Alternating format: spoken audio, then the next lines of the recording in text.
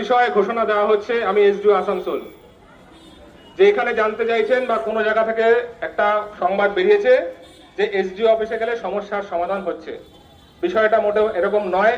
আমি এই miss ইনফরমেশনকে nullify করছি এবং তীব্রভাবে এর বিরোধিতা করছি। যেটা বিষয় ভালো করে শুনে নিন। আজকে 20 তারিখ, আজকে পর্যন্ত টাকা দেওয়া হচ্ছে। যারা অ্যাপ্রুভ বেনিফিশিয়ারি তারা টাকা পাবেন এবং সেইটা আপনাদের যেখানে অ্যাপ্লাই করেছেন অনলাইন সোশ্যাল রেজিস্ট্রি, সেই সাইটে গিয়ে আপনাদের সিটিজেন পোর্টালে গিয়ে নিজেদের তথ্য নিজে যাচাই করতে পারবেন। যারা টাকা পাননি তারা সেখানে গিয়ে ক্লেম করতে পারবেন যে টাকা আমার পাওয়ার যোগ্য, আমাকে দেওয়া হোক, বা এনকোয়ারি হবে, কি হবে না হবে সেটা পরবর্তীকালে সরকার ডিসিশন নেবে। যারা অবজেকশন দিচ্ছেন, অর্থাৎ এই লোকটা 3 তলা বাড়ি আছে, 10 লাখ টাকা বা 12 লাখ টাকা দেয়, ইনকাম ট্যাক্স দেয়, সরকারি চাকরি করে, সেই সমস্ত ক্ষেত্রে আপনারা অবজেকশন দিতে পারবেন। এই দুটো জিনিস ভালো করে মাথায় রেখে যান। যে ইনফরমেশন দেওয়া হচ্ছে বা পেয়েছেন, আমি যেটা বুঝতে পারছি যে বিভিন্ন মাধ্যম থেকে আপনাদের বলা হয়েছে যে এসডিও অফিসে গেলে সমস্যার সমাধান হবে। ব্যাপারটা মোটেও নয়। এটা আমি তীব্রভাবে বিরোধিতা করছি এবং আপনারা এখান থেকে সরে যান। যেভাবে আমাদের স্টাফদের উপরে বা আমাদের উপরে, কালকে আমার উপরেও যেভাবে আপনারা ঝাঁপিয়ে পড়েছেন বা বলার চেষ্টা করছেন যে আপনি কিছু একটা ব্যবস্থা করুন, এর ব্যবস্থা, এটা একটা সরকারি প্রকল্প, এর ব্যবস্থা করার জন্য সরকার বদ্ধপরিকর এবং যারা অ্যাপ্রুভ তারা পাবেন। যারা অ্যাপ্রুভ হয়নি, রিজেকশন হয়েছেন, তারা ক্লেম অবজেকশন করুন। এর বাইরে আমাদের কিন্তু বলার কিছু নেই। আমাদের স্টাফরা সেটাই এতক্ষণ ধরে বোঝানোর চেষ্টা করছে, কিন্তু আমাদের লিমিটেড স্টাফ ক্যাপাসিটি নিয়ে এতগুলো মানুষকে বোঝানো সম্ভব নয়। তাই আমি এটা সরাসরি সেন্ট্রালি কেন্দ্রীয়ভাবে আপনাদের ঘোষণা করলাম যে সোশ্যাল রেজিস্ট্রি সাইটে যাবেন, সেখানে গিয়ে আপনাদের যারা টাকা পাননি ক্লেম করুন, যারা টাকা পেয়ে যারা টাকা পাওয়ার কথা নয় তাদের জন্য অবজেকশন রেজ করুন। যে বা যারা এই তথ্যগুলো দিচ্ছেন বা প্রচার করছেন তার তীব্র বিরোধিতা করা হচ্ছে। এসডিও অফিস থেকে কোনো সমস্যার সমাধান এই মুহূর্তে আমাদের কাছে নেই, বা সরকারের থেকেও এই মুহূর্তে কোনো বিষয় আমাদের কাছে বলা হয়নি যে এসডিও অফিস থেকে এই সমস্যার এই সমাধান হবে। যেটা আমাদের ইনফরমেশন সেটা আপনারা ভালো করে বুঝুন এবং সেই অনুযায়ী ব্যবস্থা নিন।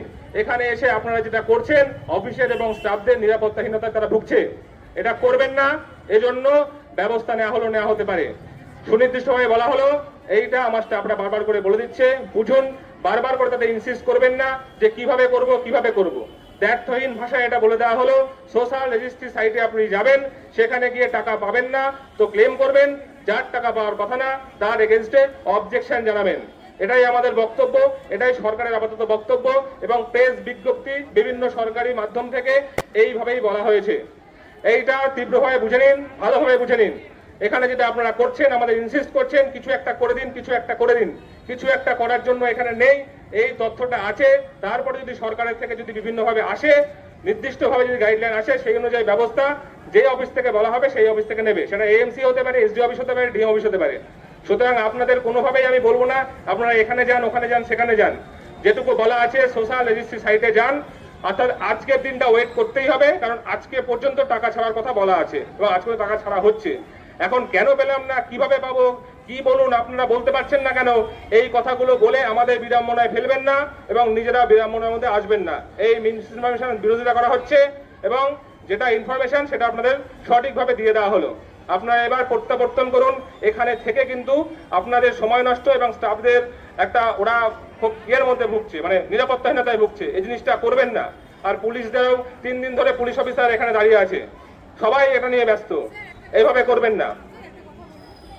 আর রুলিং, সুতরাং 5 জনের বেশি ঘরে ঢুকবেন, ওটা আনলফুলি অ্যাসেম্বলি ভাবে কোনো উত্তর দেওয়া হবে না। 5 জনের কম করে যান, প্রত্যেকের উত্তর দিয়ে দেওয়া হবে বিকাল পর্যন্ত, প্রত্যেকের উত্তর দিয়ে দেওয়া হবে।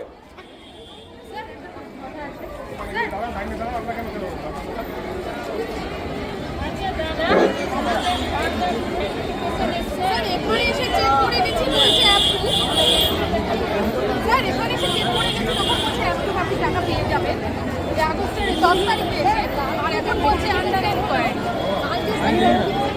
আমরা কোন দিকে যাবো বলুন?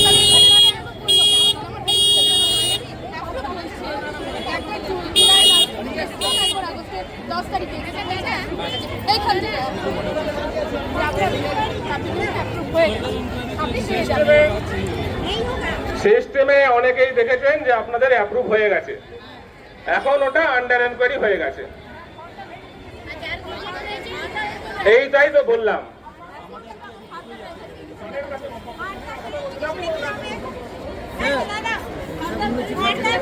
আন্ডার এনকোয়ারি আছে, এই জন্যই সাইটটা খোলা হয়েছে। সাইটটা এমনি আপনাদের জন্য খোলা হয়নি, আপনাদের যাতে কোনো অসুবিধা না হয়